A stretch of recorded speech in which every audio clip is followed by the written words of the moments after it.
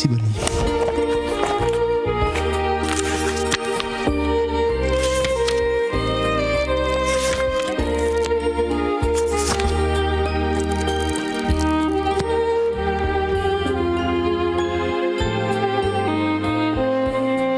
Bonjour et bienvenue dans Le Peuple lu, le rendez-vous littéraire qui met en lumière les écrivains juifs du XXe siècle. Pourquoi ?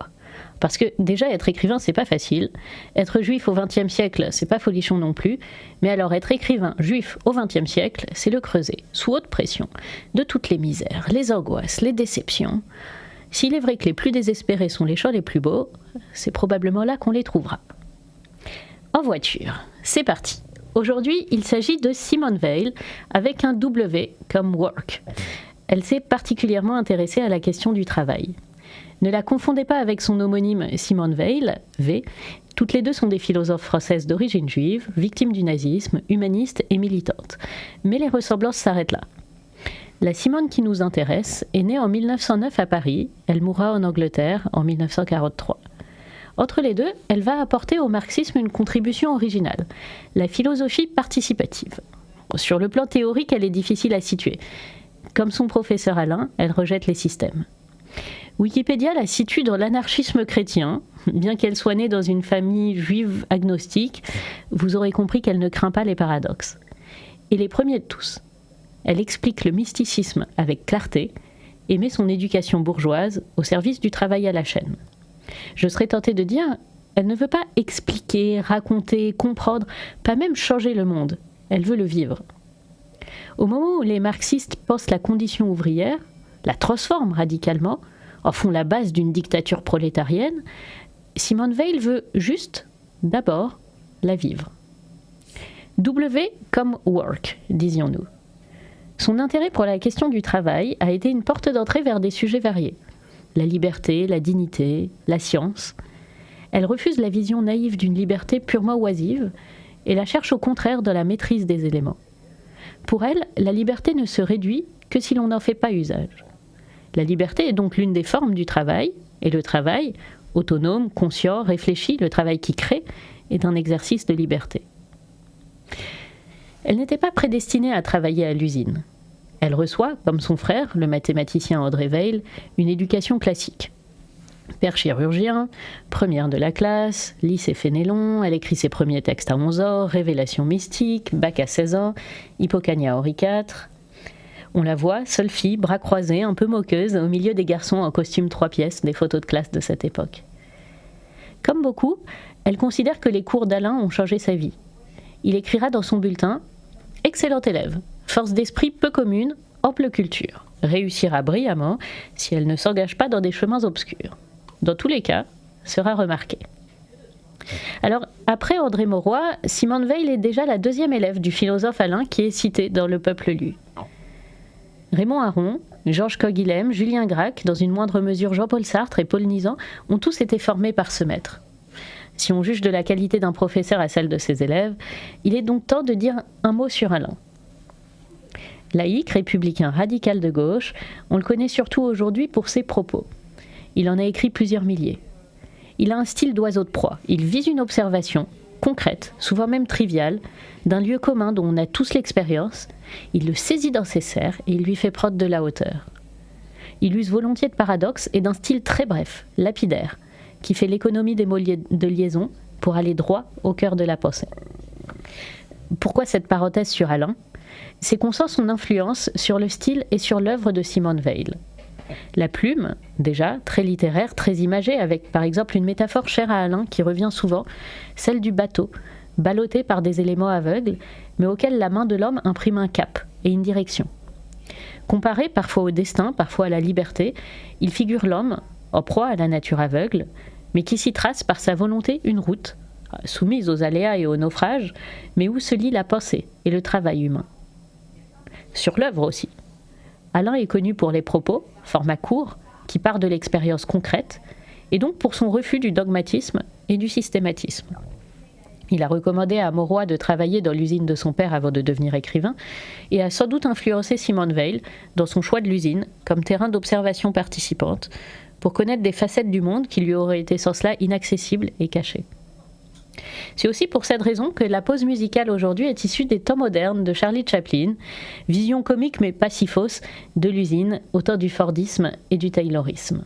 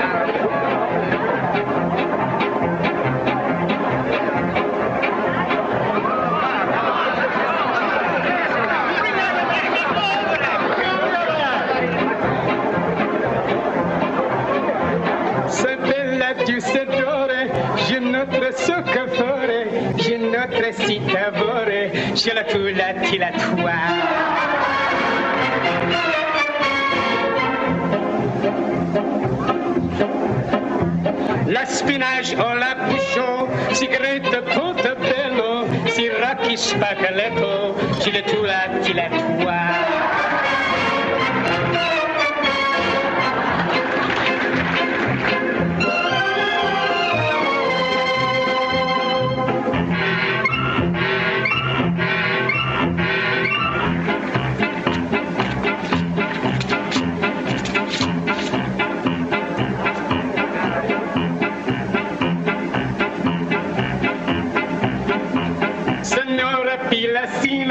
Voulez-vous la teximite? Le zionta sous la cita. Tula wa.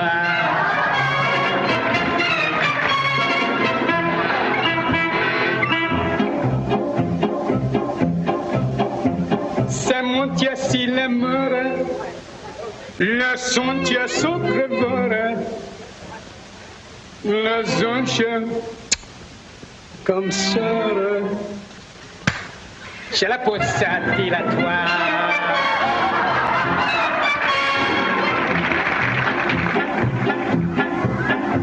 J'ai notre seule mine, j'ai notre seule consigne. Je le sais trop ça vite, je la tasse dilatoire.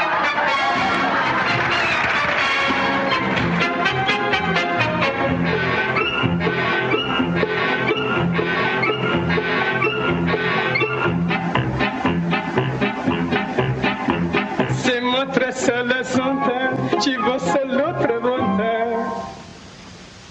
Les chassis catonta. Tra-la-la-la, tra-la-la.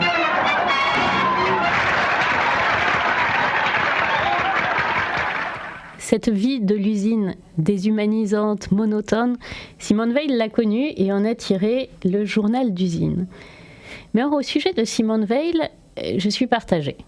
Elle a fait le choix, très courageux, de partager la vie des esclaves du XXe siècle, des forçats de l'usine, et elle en est morte à 35 ans.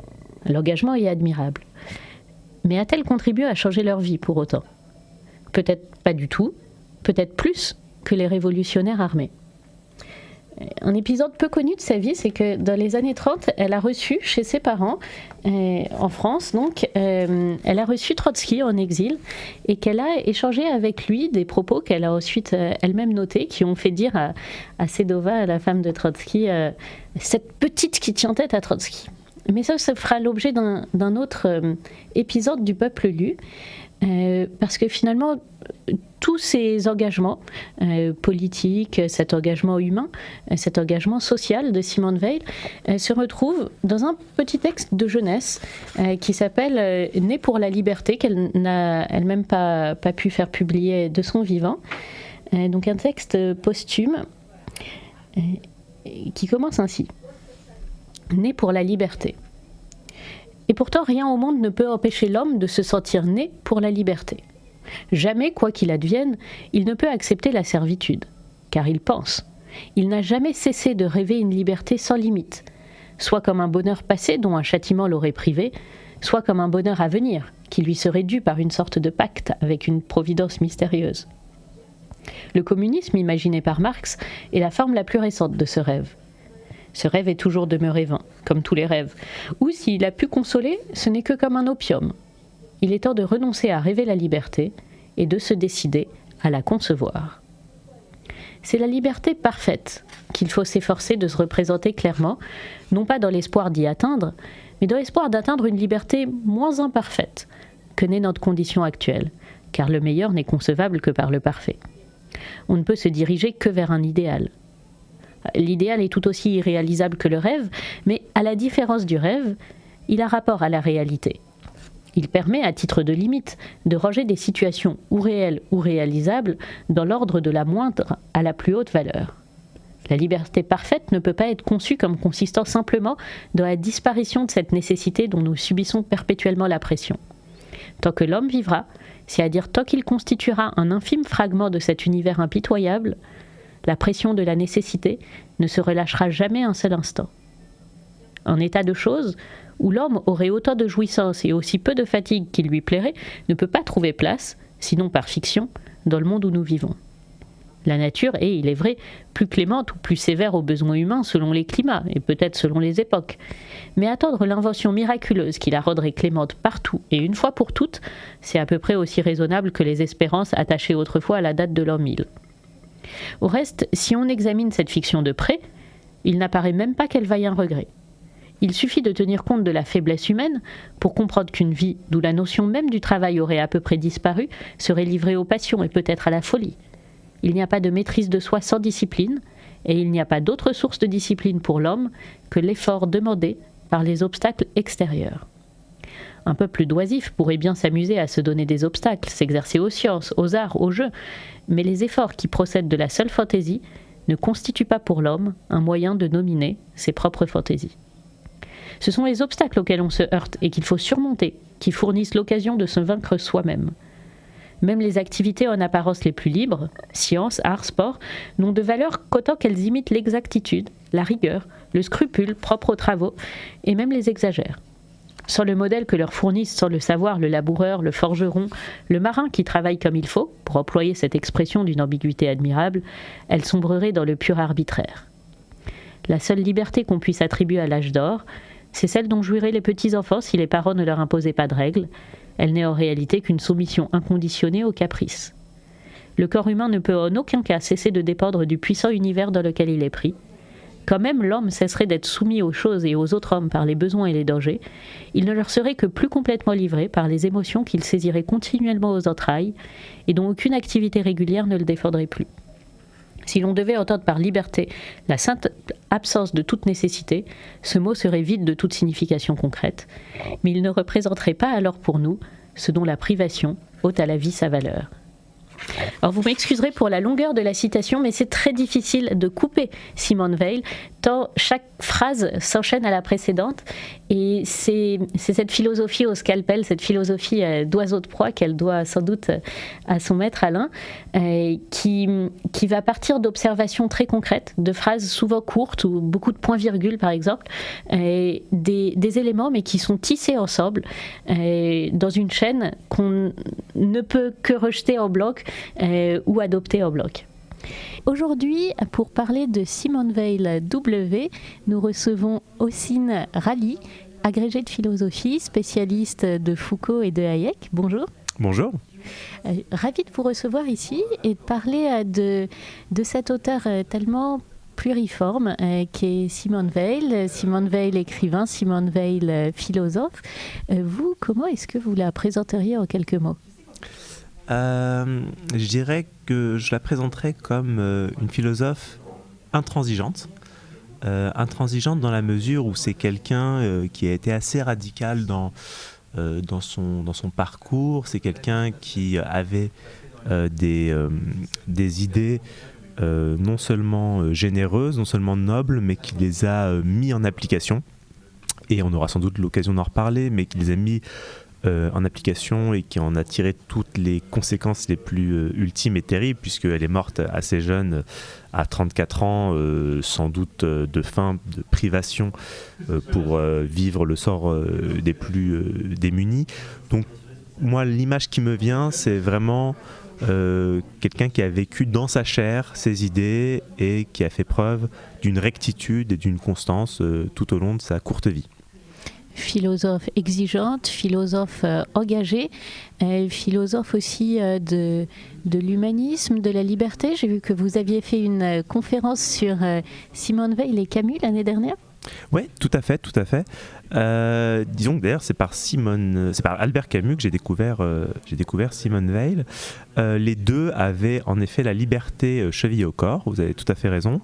Je dirais que c'est une liberté d'autant plus exigeante chez Weil que c'est quelqu'un d'assez anticonformiste par son parcours. Bon, déjà, elle a un parcours de philosophe brillante à une époque où les femmes étaient relativement peu représentées en philosophie, qui avait également un parcours assez iconoclaste, puisque son professeur de philosophie, Henri IV Alain, était un professeur lui-même assez anti-académique, je dirais assez original.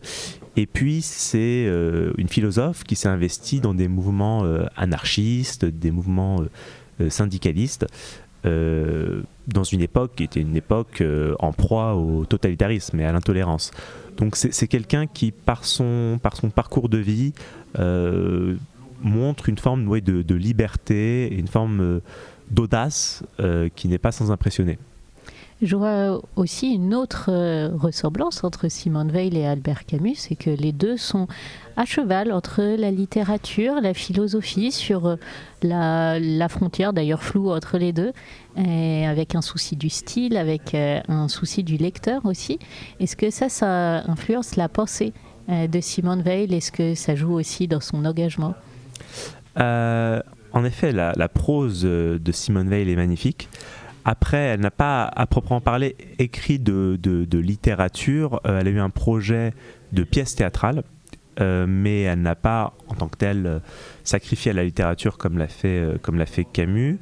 Je dirais que là où on sent vraiment une âme, et on sent une âme même tourmentée dans son écriture, une forme de lyrisme, c'est sans doute par les épreuves qu'a vécues Simone Weil et qui la rapproche d'Albert Camus.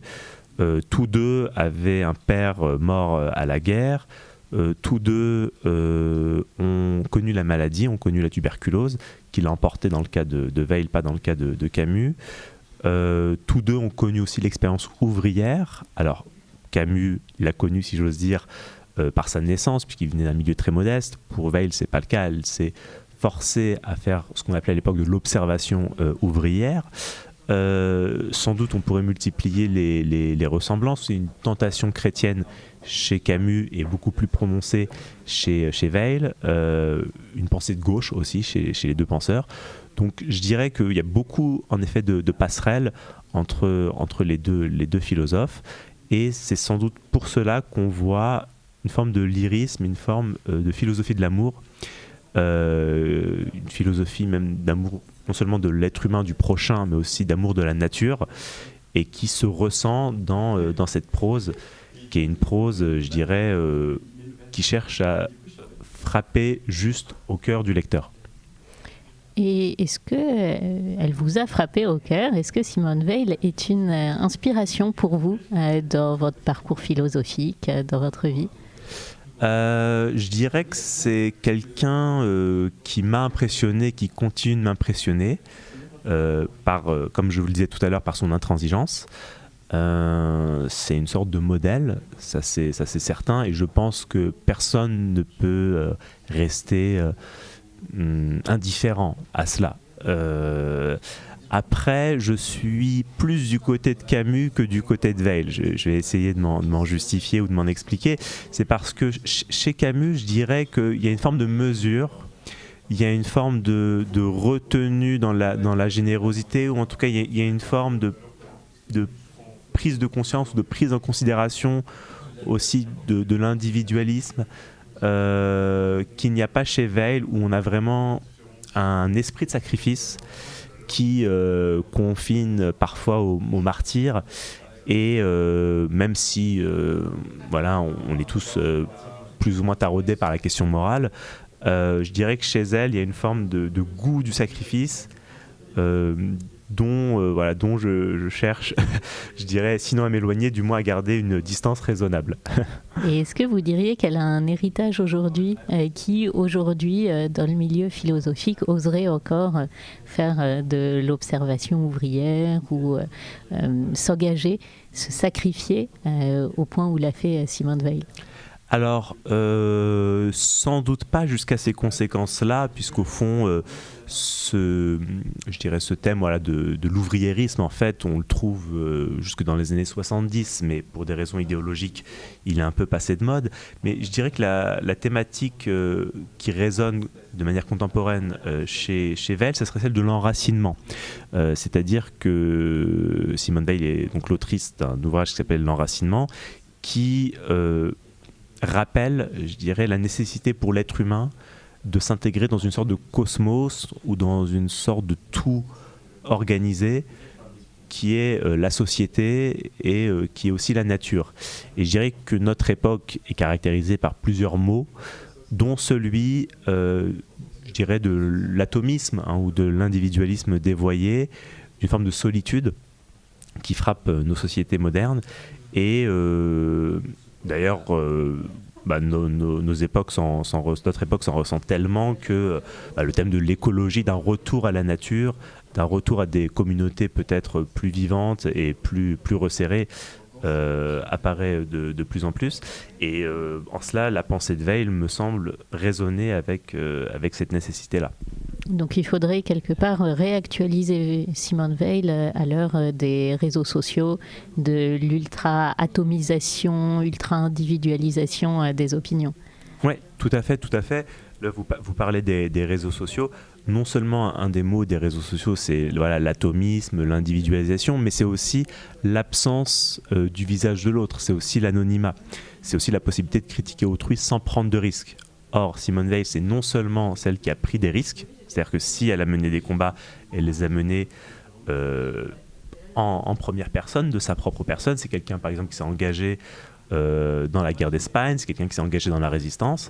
Mais l'autre enjeu ou l'autre problème des réseaux sociaux, je dirais, c'est qu'on n'a pas accès au visage de l'autre. On n'a pas accès à l'autre dans un échange concret. Donc non seulement on ne prend pas de risque, mais on n'a pas accès à toute la faiblesse de l'autre ou à toute l'humanité de l'autre. Humanité et faiblesse qui sont au cœur du christianisme et de la pensée de Simone Weil. D'ailleurs, tout est dans le titre. Sur les réseaux sociaux, on se mobilise, mais on ne s'engage pas. Tout à fait. Quel est le livre que vous recommanderiez à quelqu'un qui voudrait découvrir l'œuvre de Simone Weil ? Je dirais, de manière un peu contre-intuitive, je dirais quand même L'enracinement. Je dis contre-intuitive parce qu'il est tout de même assez long et assez touffu, mais je pense qu'il n'est pas confus et je pense que c'est peut-être celui qui résonne le plus avec notre époque, notamment avec cette nécessité actuelle de sortir de cette forme d'atomisme, de solitude et d'oubli de la nature, qui est l'un des mâles de notre siècle. Et je pense que c'est la meilleure porte d'entrée pour montrer l'actualité et la jeunesse de la pensée de Weil. Merci beaucoup. Est-ce que vous avez un dernier mot pour conclure ? Peut-être, en plus de lire Simone Weil, peut-être aussi de regarder certaines images d'elle. Moi, ce qui me marque dans les photos de Simone Weil, c'est une vraie joie de vivre, un vrai sourire, une jeunesse due à sa mort assez jeune. Et je dirais que cette joie de vivre, elle est solidaire d'une proximité avec les pauvres, avec les démunis, d'une forme de charité. Et c'est assez beau de voir cette abnégation morale conjuguée avec une félicité. Oui, je vois particulièrement sa photo de classe à Henri IV, où on la voit la seule fille au milieu de tous les, oui. tous les garçons en costume 3 pièces, où où on la voit, cette félicité que vous mentionnez. Alors, merci beaucoup, docteur. Merci, Ossine. Merci pour ce témoignage de lecture sur Simone Weil. Et j'espère qu'il pourra inspirer d'autres lecteurs. Donc, avec une recommandation de commencer par l'enracinement, d'oser tout de suite aborder les grands textes, parce que c'est un texte qui est tout à fait accessible et qui est clair à la fois dans la pensée et dans l'expression. Merci beaucoup. C'est moi qui vous remercie. Merci et très bonne lecture à vous.